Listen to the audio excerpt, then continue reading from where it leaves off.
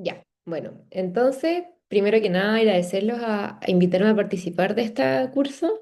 Entonces, el día de hoy, o el módulo de hoy, va a ser sobre principales enfermedades musculares y uno neuromuscular. Ya me pidieron que haga una breve reseña curricular. Deme un segundo. Ahí. Ya, entonces, bueno, mi nombre es Deborah Pelrot, soy neuróloga.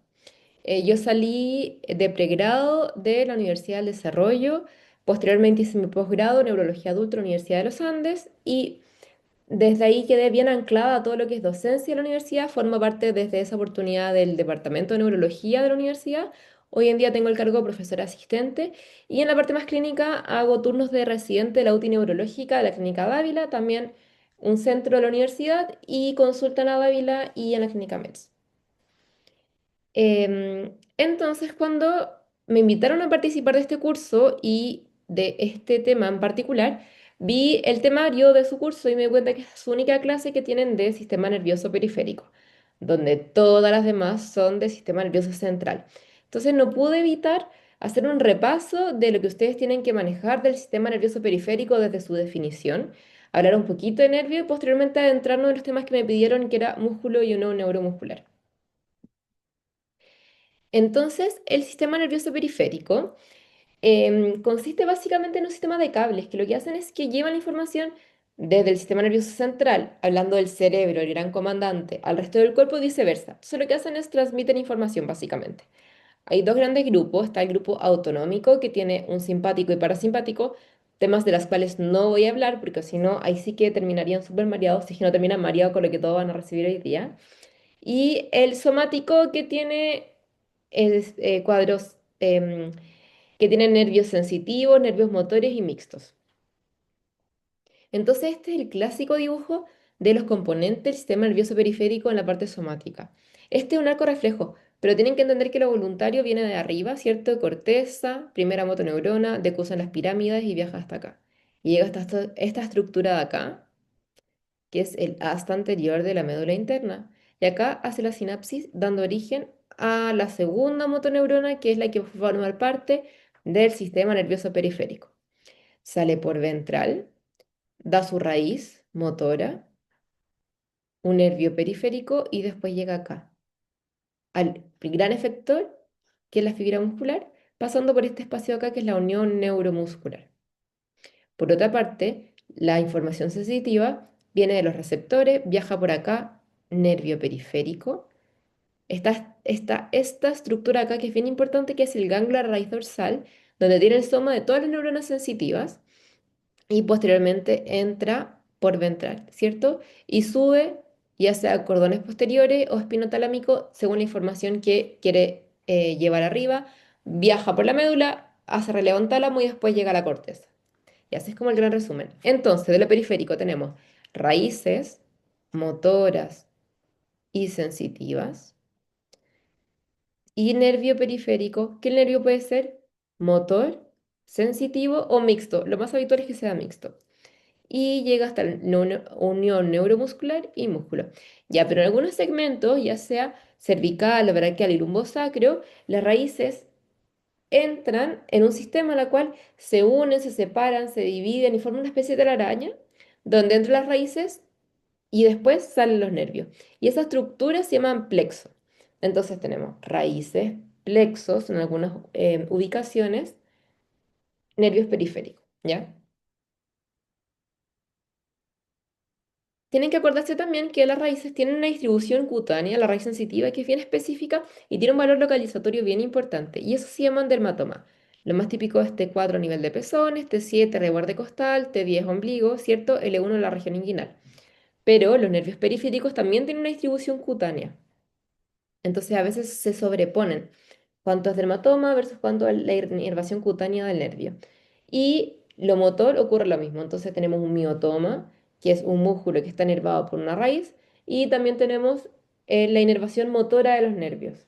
Entonces cuando tenemos una lesión, la que nos parece periférica, la duda es si esta lesión es básicamente raíz o nervio, y hay algunas técnicas para evaluarlo, sobre todo ver, por ejemplo, otro nervio que inerve otra estructura y ver si está alterada o no, pero también escapa un poco a mis objetivos de la clase. Ya todo eso es lo que les mencionaba. Entonces, el plexo braquial es súper importante porque va a dar origen a todos los nervios que se van a encargar de la extremidad superior. Viene desde 5 a T1 y se van a dividir en troncos, cuerdas y finalmente van a dar origen a los nervios. Eso es lo que me interesa que sepan. Y del lumbo sacro que hay básicamente dos estructuras, está la lumbar y la sacra, y coxigia. La lumbar lo más importante que va a dar va a ser el femoral, que se va a encargar de inervar el cuádriceps, y más abajo está este nervio que es súper grande, el nervio más grueso y más largo del cuerpo, que es el ciático, que tiene dos partes, una tibial y una peronea, o fibular. Y si vamos a lo más micro, acuérdense que básicamente como son estos cables que llevan información, van depolarizando, repolarizando, depolarizando, repolarizando, y así van viajando, ¿cierto? A nivel, transmitiendo el potencial de acción. En algunos nervios, donde quiero que el potencial de acción corra más rápido, existen estas estructuras que son las mielinas, que vienen de las células de Schwann, que permiten esta conducción saltatoria para que sea mucho más rápido. Y las fibras que yo quiero que viajen muy rápido la información son las motoras, me persigue el león, yo quiero salir corriendo rápido, y lo propioceptivo, o sea, saber dónde estoy yo en el espacio. Todo el resto, o sea, las que son termalgésicas y lo que es autonómico, son fibras más bien delgadas y amielínicas, va más lenta la información. Y eso, ejemplo más clásico que yo le doy a mis alumnos, por ejemplo, cuando uno tiene la mano en la vela y siente el calor, lo primero que hace es retirarla y después se quema, ¿cierto? Va un poco más lento. Bueno, entonces va depolarizando, repolarizando hasta esta estructura de acá, que es la unión neuromuscular, en la cual se libera acetilcolina, se une al receptor y genera la contracción muscular, tema que vamos a hablar en profundidad más adelante. Entonces, cuando hablamos de patología periférica, se puede clasificar en tres grandes grupos según los tres grandes afectados. Uno, nervio. Dos, unión neuromuscular. Y tres, músculo. Y el nervio en los distintos segmentos se puede afectar. Entonces, el efecto raíz se llama radiculopatía. La neuronopatía es un término, es bastante menos frecuente, pero se reserva la neuronopatía sensitiva, se afecta a ganglio de raíz dorsal, y neuronopatía motora muchas veces se habla al asta anterior. Plexopatía cuando se lesiona el plexo, mononeuropatía cuando se afecta un nervio, mononeuropatía múltiple, la afectación de varios nervios, y polineuropatía, la afectación de los nervios de forma difusa. Y estos dos a veces confunden un poco, pero en cuanto a su manifestación, la mononeuropatía, como afecta a varios nervios, por ejemplo, afecta un mediano de un lado, un fibular del otro, un tercer par, y la polineuropatía, como es difuso, tiene una distribución que es muy longitud dependiente, ¿ya? Entonces es mucho más simétrica. Cuando hablamos de unión neuromuscular, es la afectación de los síndromes miasténicos, que vamos a hablar en extenso un ratito, igual que músculo, miopatía. O sea, el músculo enfermo es una miopatía. Hay un paper muy lindo que es de Barón que orienta un poco cómo uno se debería enfrentar a la patología periférica. Entonces, lo primero que uno debería pensar es cuál es el síntoma que predomina. Si hay afectación motora, lo más habitual es que va a haber debilidad. Y otros elementos van a depender un poco de dónde se afecta. Entonces, acuérdense que acá esa afectación, cuando es nervio, segunda motoneurona, entonces hay disminución de reflejo y disminución de tono.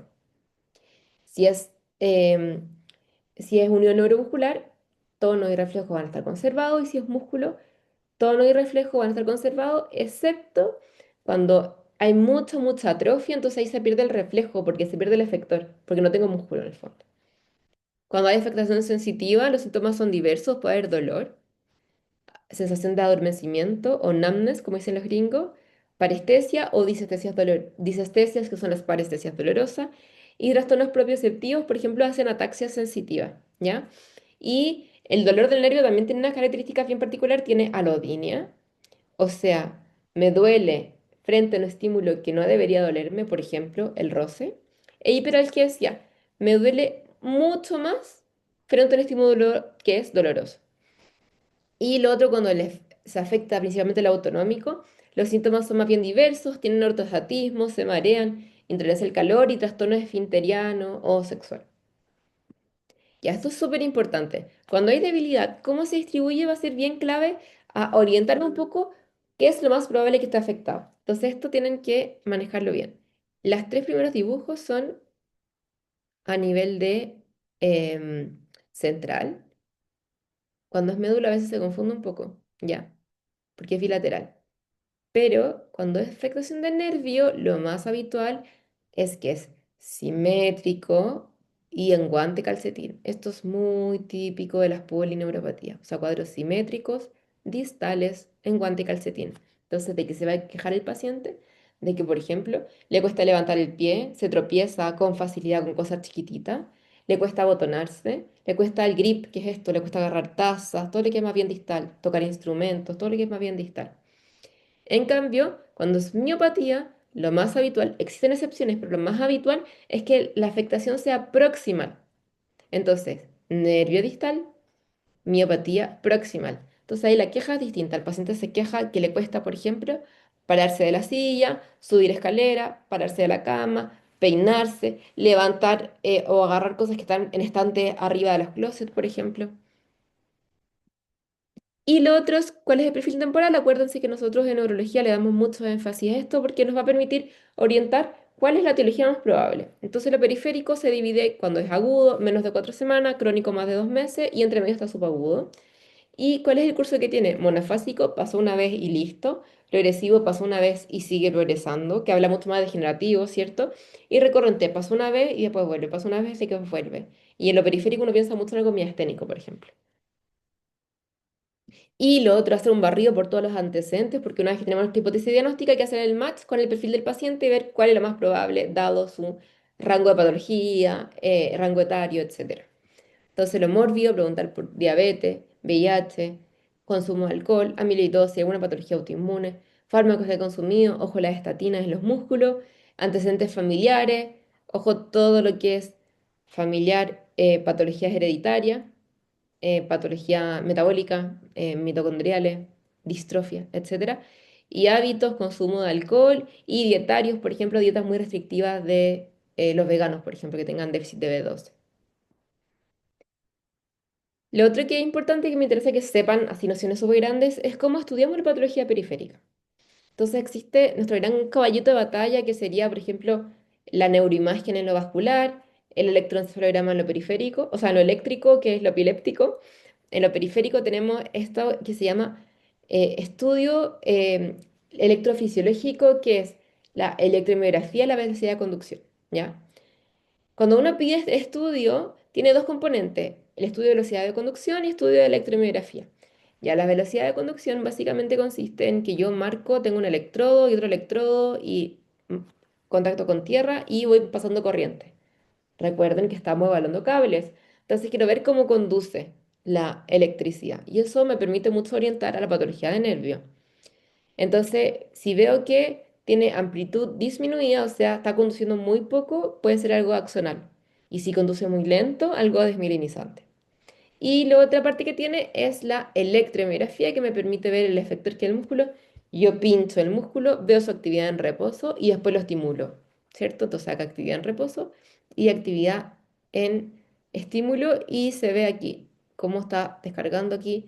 Esto me permite principalmente para algunas patologías de nervio, algunas patologías de músculo, depende, pero saber que existe. Y lo otro que uno puede pedir según la hipótesis diagnóstica fibra única y estimulación repetitiva, que son mucho más para unión neuromuscular, que lo vamos a ver también, y laboratorio CK, que es nuestro caballo de batalla nuevamente para lo que es muscular, algunos otros elementos que se pueden alterar, por ejemplo, GOT, GPT, y para músculo también se puede hacer biopsia muscular y resonancia de músculo. Ya, y lo último que menciono de nervio, antes de adentrarnos en unión neuromuscular, es que tienen que manejar al menos los principales ejemplos de patología según segmento, ya, principalmente los segmentos más prevalentes. Entonces, en radiculopatía, lo que uno tiene que pensar cuando hay afectación de raíz son dos grandes cosas. Uno, una hernia cervical o lumbosacra principalmente, o lo otro que sea un herpes zóster. Neuronopatía es más raro aquí pensar en ganglionopatía, que es esta afectación del ganglio de la raíz dorsal que les había mencionado, y afectación del asta anterior, como la ELA, que se agrupa acá. Plexopatía también, menos frecuente, y acá pensar tóxicas, por ejemplo, las quimios, las radios pueden afectarla, idiopáticas también, Lo otro, cuando es braquial, a veces tumores del ápice, del apex del pulmón puede afectar. Se llama el de Pancoast, que me imagino que ustedes también ya saben. O también el lumbosacro, algunas compresiones tumorales o estructurales. Y los diabéticos también pueden afectar el plexo. Mononeuropatía, la más típica el mediano. El síndrome del túnel carpiano. En extremidad inferior, la más típica el fibular o peroneo. La mononeuropatía múltiple también rara, pero cuando hay pensar en una vasculitis. Y la polineuropatía súper frecuente. Aquí hay dos grandes grupos, desmielinizante, pensar en polineuropatía aguda, desmielinizante en un Guillain-Barré, que no quiero ahondar mucho porque siento que los voy a marear, pero acuérdense del Guillain-Barré, esta emergencia neurológica en la cual por una reacción inmune alterada se destruye la mielina, entonces tenemos desmielinizante, y cuando es axonal, progresiva o antecalcetín, pensar en diabetes, ¿ya? Ya, entonces eso tenemos de el principal, de las principales patologías del nervio. Ya, entonces ahora voy a andar en unión neuromuscular. Esta es la unión neuromuscular. Entonces, acuérdense que íbamos a hacer esta estructura que depolarizaba, repolarizaba, depolarizaba, repolarizaba, que era la acción, viajaba, viajaba, viajaba hasta llegar acá, al terminal nervioso. Entonces acá, sodio, potasio, acá se activa el calcio, ¿ya? Se activa un canal que es calcio voltaje dependiente. Hay un influjo de calcio que va a permitir que se liberen estas estructuras de acá, que son las vesículas, que contienen acetilcolina. La acetilcolina va a viajar acá en el espacio sináptico y se va a unir a su receptor, donde mediante segundos mensajeros va a permitir la contracción muscular. ¿Claro? Entonces, patología no neuromuscular tenemos básicamente tres. Está la miastenia gravis, que es la reina de esto, el Eaton Lambert y el botulismo, y algunos también ponen la miastenia congénita, perdón, pero también lo obvié por motivos de prevalencia, especificidad y por un tema para acotar lo que vamos a ver acá. Entonces vamos a partir con la reina de esto. La miastenia gravis. La miastenia gravis es una enfermedad autoinmune. De hecho, la enfermedad autoinmune más estudiada. Tenemos súper clara cómo se produce, súper claros sus anticuerpos en un porcentaje importante de los casos. Y lo que sabemos es que se afecta la membrana postsináptica de la unión neuromuscular porque se afecta el receptor. ¿Ya? Entonces viaja la acetilcolina, pero no puede conectarse acá a nivel postsináptico, entonces no logra generar la respuesta deseada. Y se puede clasificar según su clínica, su edad de inicio, anticuerpos y alteración del timo. Y se van como pareando estas variables. Entonces, su grupo básicamente es early versus late onset, según anticuerpo positivo, el receptor de acetilcolina, que vamos a hablar un ratito más, edad de inicio y afectación tímica. Ya, entonces edad de inicio tiene un patrón bimodal, entonces está early versus late, el early onset, habitualmente en menos de 40 años, y aquí se da más en mujeres, 7 a 3, y mayores de 50 años se da más en hombre, pero menos la diferencia, 3 a 2, un poquito más parecido. Entonces, patrón bimodal, mujeres jóvenes y adultos mayores, hombres. En cuanto a factores de riesgo hay genéticos y ambientales, genéticos algunos subtipos de HLA, esta presentación de antígeno que genera la gran mayoría de patología autoinmune, y ambientales no se conoce bien, pero se cree que la exposición frecuente al Epstein-Barr, en esclerosis múltiple también se ha visto, genera esta respuesta disinmune que finalmente gatilla una enfermedad como la miastenia gravis. Ya, entonces, hablando de la fisiopatología, tenemos el nervio periférico y acá está la acetilcolina, ¿ya? Entonces, la gran mayoría de los casos, la afectación va a dar porque va a haber un anticuerpo acá que se va a unir al receptor de acetilcolina. Entonces, se va a degradar mediante segundo mensajero, entonces voy a perder la capacidad de unirme. Hacen una inhibición competitiva, entonces lo que hacen es que por competencia, esto es mucho más afín y se une y no se puede unir acetilcolina. Eso es lo más típico. Se activa el complemento y después se destruye. Se internaliza y se destruye. Este es el 80% de la miastenia gravis que es sistémica, ¿ya? Y el 60% puramente ocular, que también los voy a hablar en un segundito más. Pero eso es lo que tienen que saber en la gran mayoría de los casos. Cuando no, existe un complejo, que es el complejo MASC, que lo que hace es que permite que los receptores se vayan agrupando de acetilcolina. Entonces, si hay un anticuerpo acá, no se pueden agrupar, se separan y hacen que disminuya mucho más la capacidad de contraerse y de que se una la acetilcolina. Este es el segundo más frecuente. Y lo otro que también se han visto anticuerpos es contra el complejo agrina LRP4, que también funciona en conjunto con el MASC, agrupando los receptores de acetilcolina. Esos son los principales anticuerpos. Y acuérdense que la respuesta inmune ocurre porque hay una célula presentadora de antígeno y esta activa las células T. Y las células T activan la B, que genera secreción de anticuerpos. Entonces, se cree que hoy en día lo que más se sabe es que la respuesta está mediada principalmente por células T, que secundariamente activan la B para que se formen anticuerpos.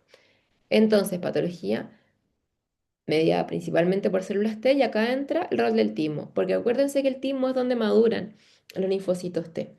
Entonces, se cree que hay una afectación ahí mismo que genera que la célula T pierda la tolerancia a lo propio, entonces empiece a buscar estos receptores como ajenos y generen la producción de anticuerpos. Ya, ¿y cuál es la clínica? Entonces, si me tienen que decir dos palabras de la patología de unión neuromuscular, es que hay una debilidad que es el fluctuante y fatigable. Ya, entonces, fluctuante, o sea, va a variar a lo largo del día, y fatigable, a medida que yo más estimule el músculo, va a empezar a producirse la alteración.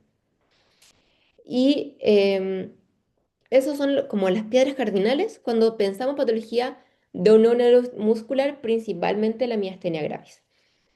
Acá lo principal es que hay compromiso ocular, entonces los pacientes se quejan de diplopia, de tosis, que va a ir siendo principalmente durante el día o al estimular, entonces son pacientes que al leer, leen y de repente, pum, quedan con tosis.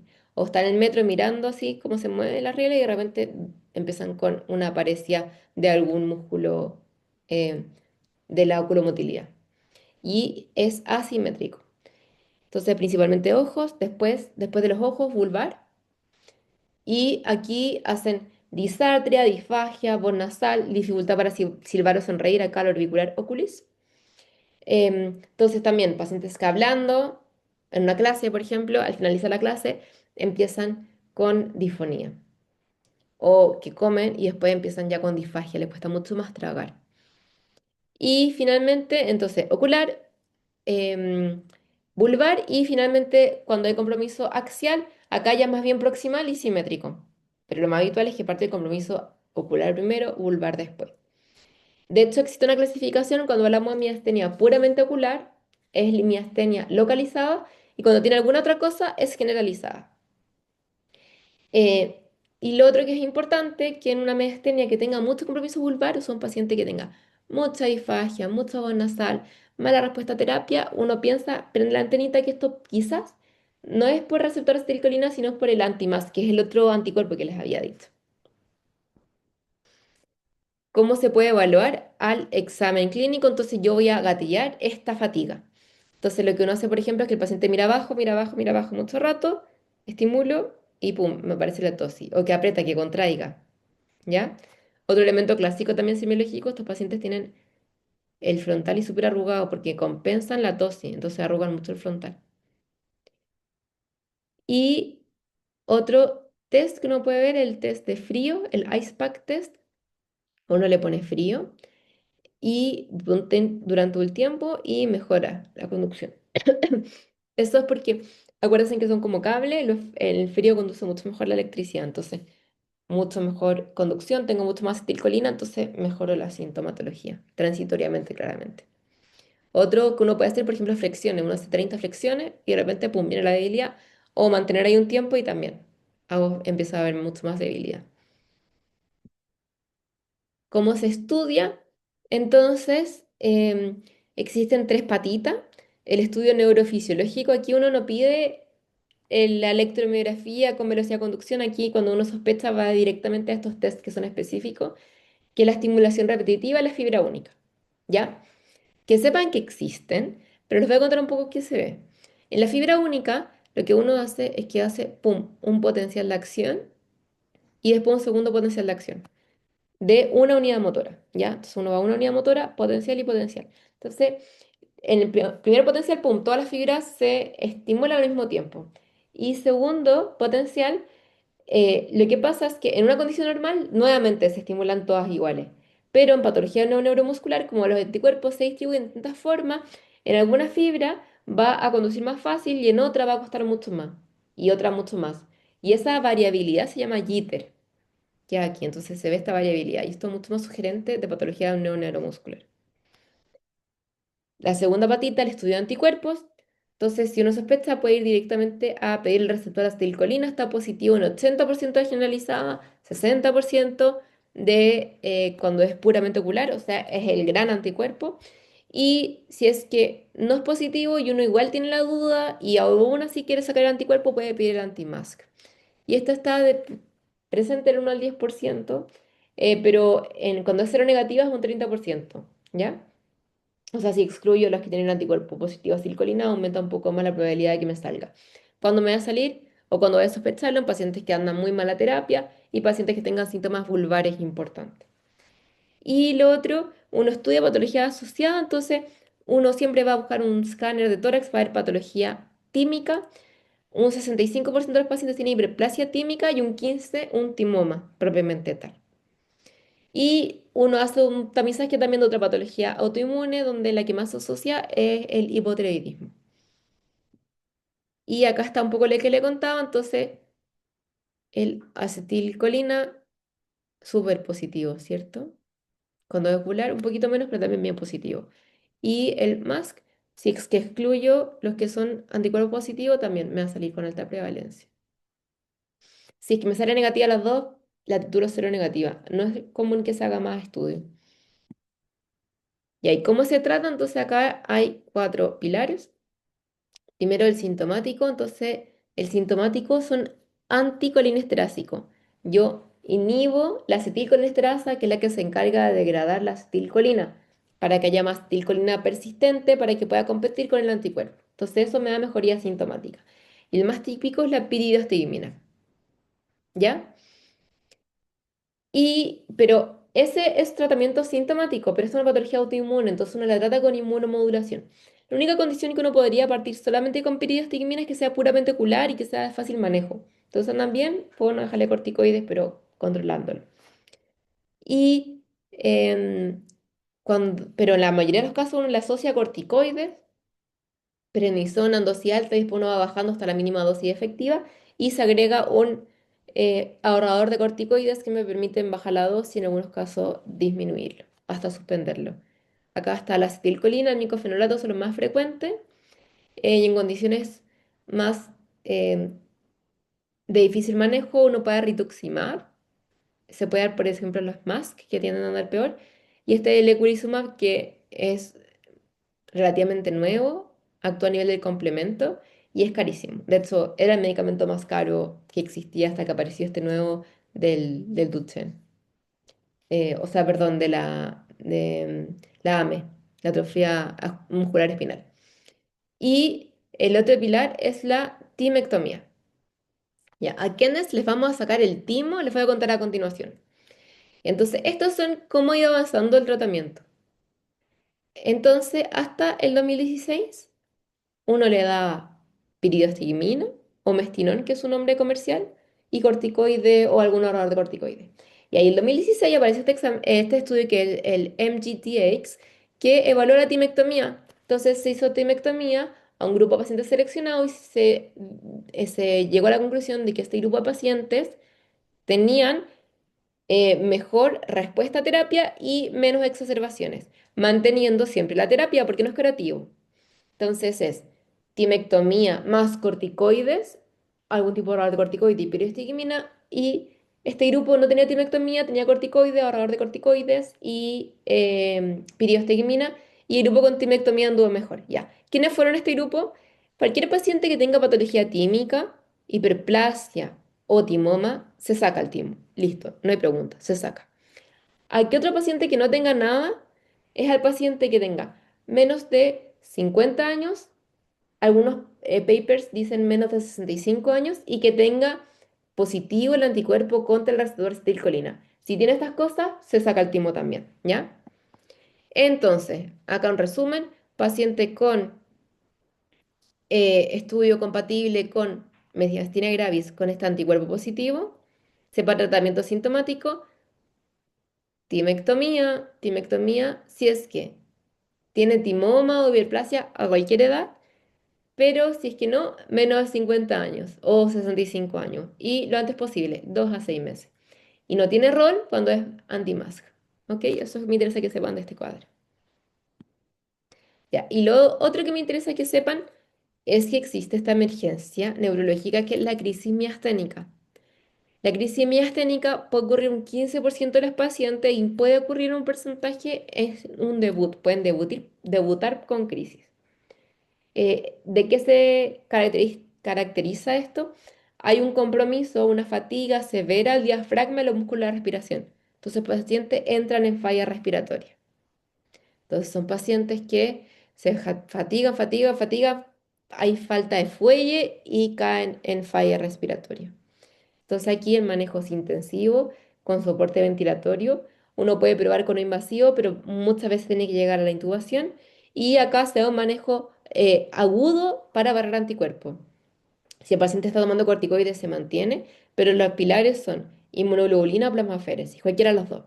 Entonces, barrer rápidamente los anticuerpos o bloquearlos rápidamente, ¿ya?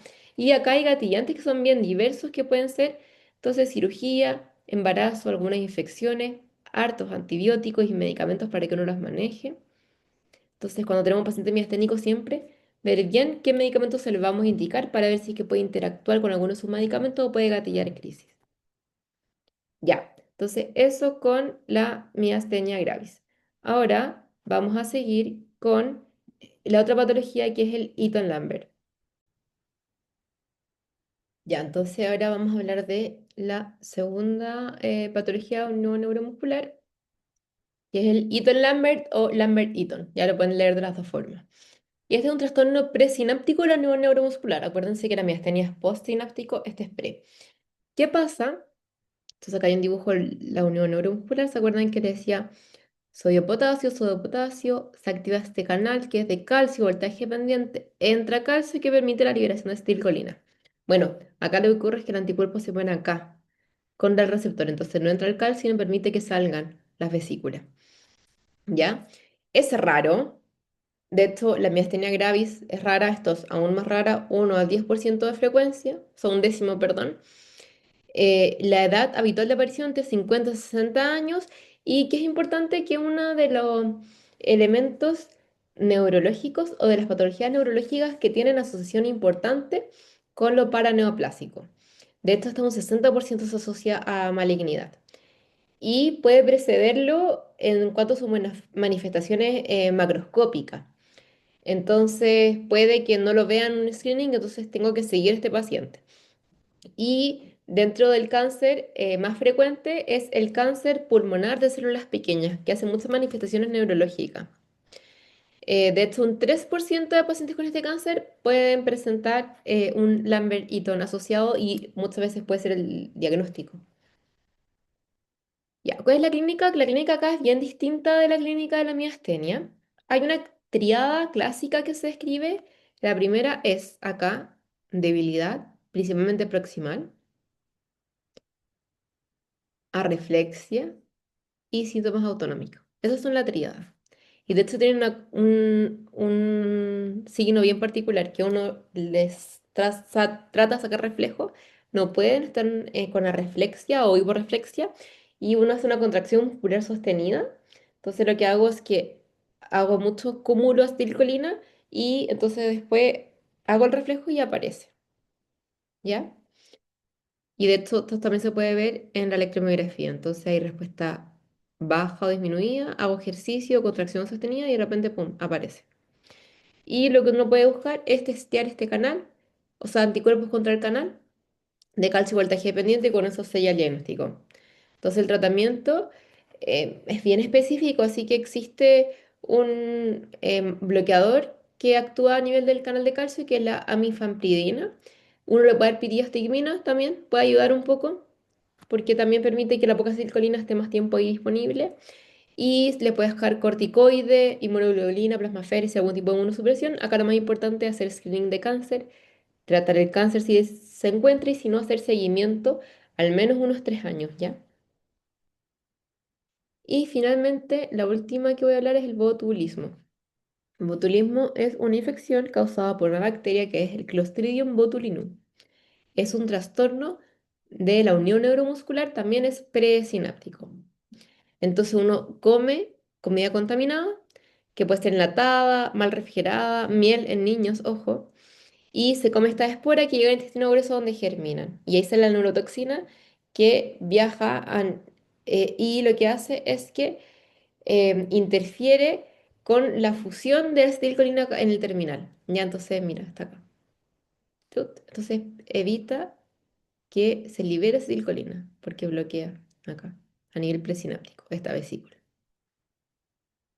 No tenemos datos locales, pero la incidencia en Estados Unidos son 205 casos anuales, 73 en niños, ¿ya? Y es causa de muerte, pero es infrecuente, un 5% muere. ¿Ya? ¿Cuál es la clínica? Entonces, la clínica es que acá su paciente tiene mucho compromiso de pares craneales y una debilidad que va descendiendo. Entonces, pares craneales, acá a nivel oculomotilidad, después cefaloparesia, compromiso respiratorio y distal. Entonces va bajando. Y se le asocia a síntomas autonómicos. Midriasis, boca seca, alteraciones del ritmo cardíaco, de la presión. Y esos son elementos que van a hacer sospechar. Y uno va a ir a buscar el antecedente em, de epidemiológico que determine esta contaminación por las esporas. El Guillain-Barré, que es la polineuropatía desmielinizante que les había dicho, como es nervio, lo que más tiene es una debilidad que es ascendente, porque parte en pie y va subiendo. También puede llegar a una tetraparesia, igual que el botulismo, pero este es hacia abajo, esto es descendente. Es como un Guillain-Barré al revés, que además tiene síntomas autonómicos importantes. Y en niños se describe un cuadro particular que es floppy baby, un niño que ha perdido totalmente el tono. El tratamiento es con inmunidad pasiva. Se le transmite a estos pacientes inmunoglobulina humana de pacientes que han sido, que han pasado la patología, entonces ya tienen los anticuerpos, ¿ya? O se le puede dar la antitoxina heptavalente. Ya, eso de unión neuromuscular. Ahora vamos a hablar de músculo. O sea, hablar de músculo tenemos que tener algunos conceptos claros. Miopatía es la enfermedad del músculo. Es un trastorno adquirido que puede alterar la estructura, la función o el metabolismo a nivel muscular. Y el síndrome miopático es cuando hay disminución de la potencia muscular y acuérdense que es proximal, puede ser agudo o crónico y se puede acompañar de atrofia. Ojo que los reflejos están conservados, excepto en caso de mucha atrofia, el tono está conservado y no hay alteraciones sensitivas para que hacernos sospechar que esto podría ser nervio en el fondo. Entonces, músculo no tiene compromiso sensitivo, no tiene compromiso de reflejo en general y no tiene compromiso de tono, pero sí tiene debilidad que es proximal y mucha atrofia. Entonces uno lo puede clasificar básicamente en dos, adquirida y hereditaria. La adquirida infecciosa, inflamatoria autoinmune, tóxica de paciente crítico y la hereditaria están las metabólicas, canelopatía y distrofia. Para motivo de la clase no voy a hablar de las hereditarias, son súper específicas y no tienen tanto tratamiento, voy a hablar principalmente de las adquiridas. Entonces, ¿cómo se va a estudiar? Caballito de batalla, la CK, ¿cierto? Que va a estar alterada y su nivel de alteración me va a permitir interpretar dónde o cuál puede ser la causa, pero no siempre está alterada. En casos muy progresivos pierdo músculo, pierdo CK, usuario de corticoides crónico y que tenga mucha atrofia, que es un poquito lo mismo. Tengo poco músculo, tengo poca CK. Otros marcadores que se pueden alterar son el GOT, GPT, LDH y aldolasa.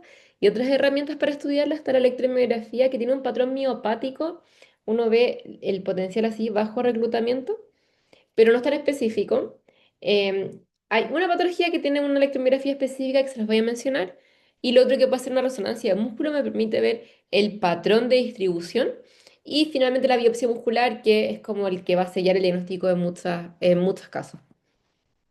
Entonces vamos a partir adquiridas, solo vamos a ver adquiridas ahora, y vamos a partir con las infecciosas brevemente. Entonces, las miopatías infecciosas son un cuadro cuya presentación varía. Puede ser aguda o crónica, depende de la gente, y puede acompañarse de manifestaciones sistémicas, fiebre, rash, trombosis, en algunos casos cuando muy severo, sobre todo los bacterianos. La diseminación puede ser hematógena, más bien los virales, directas, trauma, cirugía, bacteriano o contaminación. Y el diagnóstico está dado por las imágenes, o sea, una resonancia que tenga mucha inflamación, serología y cultivos. En general, en los bichos, en general, las infecciones no tienden a comprometer músculo, pero cuando lo hacen, tienen cierta manifestación que les voy a mencionar. Entonces, viral es mucho más en niños, en adultos es raro. Va a tener mialgias, debilidad simétrica y puede llegar incluso a rhabdomiolisis. Entonces puede tener elevación harta de CK. Los agentes más típicos, influenza A y B, Coxsackie y Epstein-Barr, muy de niños, ojo en adultos, el COVID y VIH también. Esto también pueden dar miopatías virales. La bacteriana, esto es mucho más severa, mucho más explosiva, como todo lo bacteriano. Puede ser hematógeno por inoculación directa, por contaminación o trauma. Lo más habitual, el strepto, o sea, el Staphylococcus aureus. ¿Por qué? Porque está en la piel y entra y puede incluso hacer abscesos cutáneos. Ojo que esto no es una celulitis, no subcutáneo, es del músculo mismo. Entonces puede dar un dolor localizado, sensibilidad, fiebre y puede haber un edema progresivo en el músculo y puede hacer absceso incluso muscular. El diagnóstico es por imágenes, uno puede buscar un absceso en el músculo y se puede cultivar esa lesión. Y tratamientos son antibióticos prolongados o muchas veces requieren aseos quirúrgicos. Parásitos. Acá hay algunos que son bien clásicos que comprometen músculo, acá son cuadros más bien larvados, ¿ya? Hay que sospechar en mialgia, debilidad progresiva, proximal, un poquito más larvado que viral y bacteriano, y va a tener antecedente epidemiológico, va a haber historia de viaje a lugares endémicos o consumo de carne cruda, sobre todo cerdo.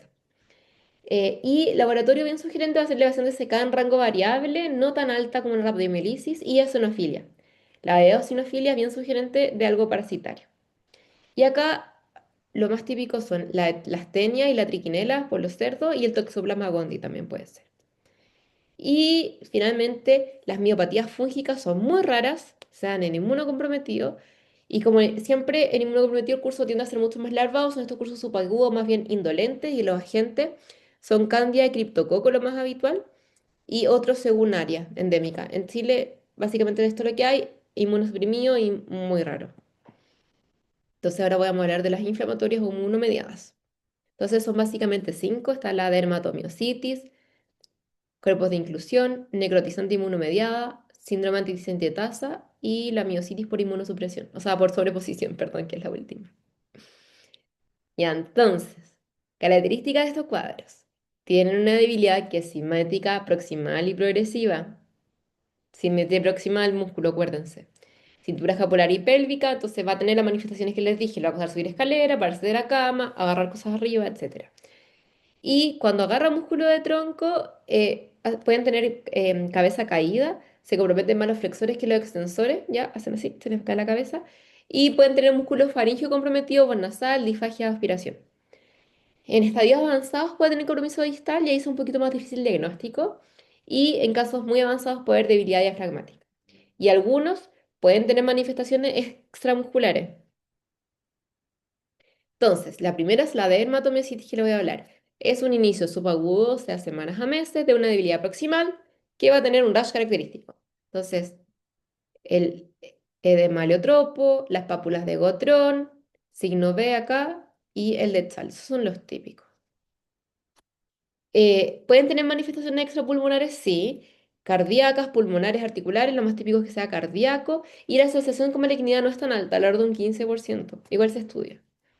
Que se estudia la CK usualmente elevada, puede ser hasta 50 veces elevada, y hay anticuerpos específicos, y según el tipo de anticuerpo, es la asociación con algún otro tipo de patología extra muscular o malignidad.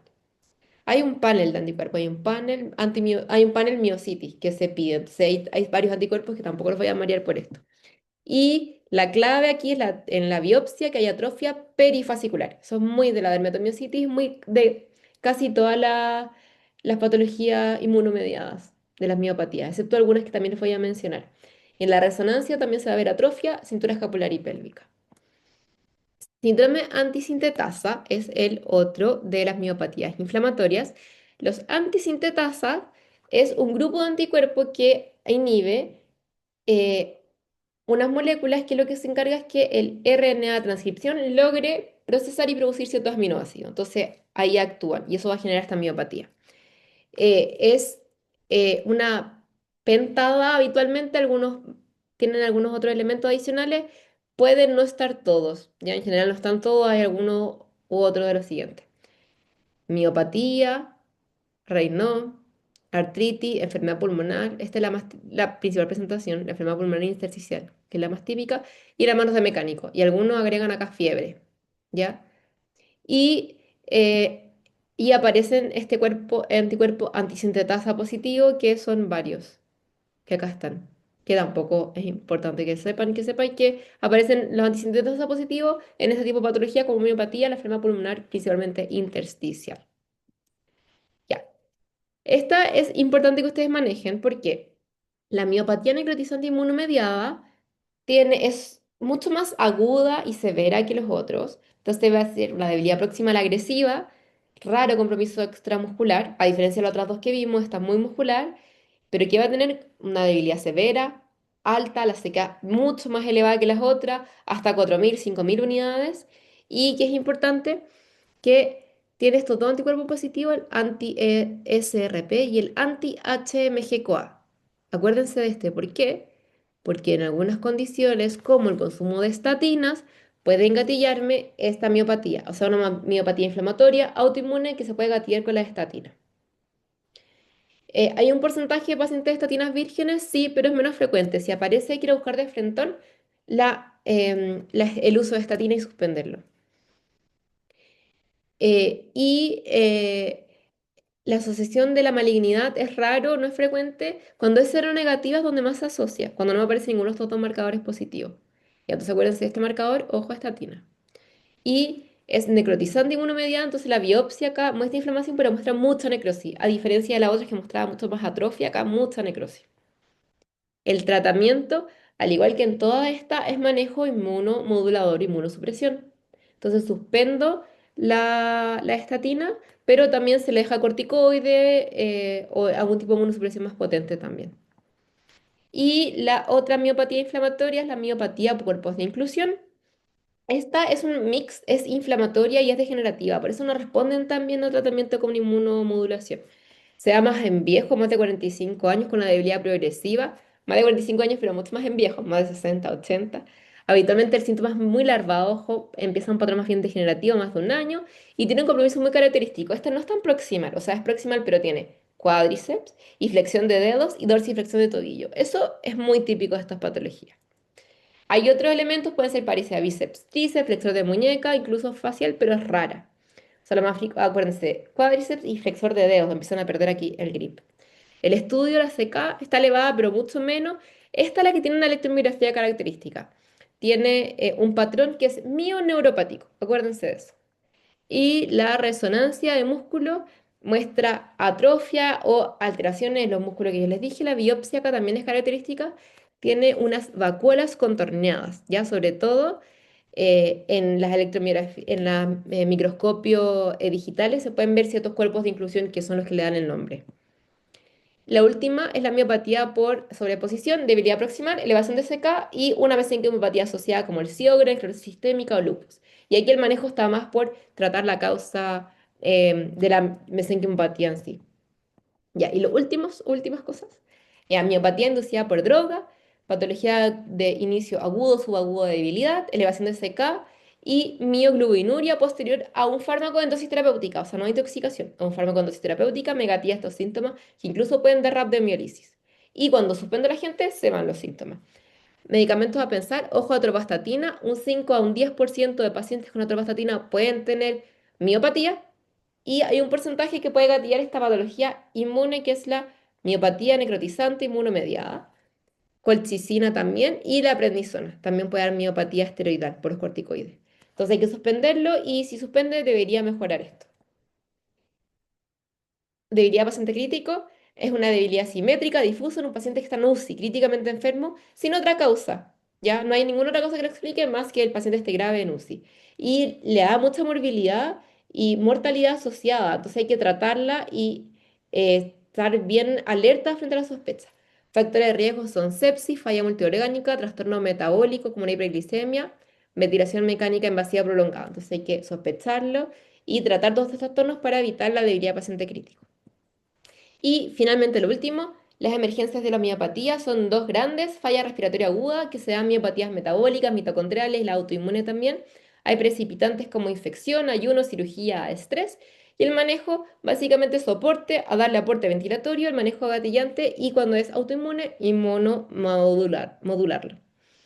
Y finalmente la rhabdomiolisis que hablé antes, que es un dolor muscular agudo, debilidad, mioglobinuria, puede incluso fallar los riñones con CK súper elevadas. Los precipitantes pueden ser ejercicio, infección, algún tipo de estrés metabólico. Se asocia frecuentemente a miopatía metabólica, inflamatoria, droga o hipertermia maligna. Y el manejo es hidratación para proteger el riñón, monitoreo electrolítico de la función renal y tratar de las complicaciones. Ya, fin. Y con eso finaliza esta clase. ¿Ok? Voy a dejar acá de grabar y atenta a cualquier duda, le voy a dejar mi mail para que me escriban cualquier duda que tengan. Muchas gracias.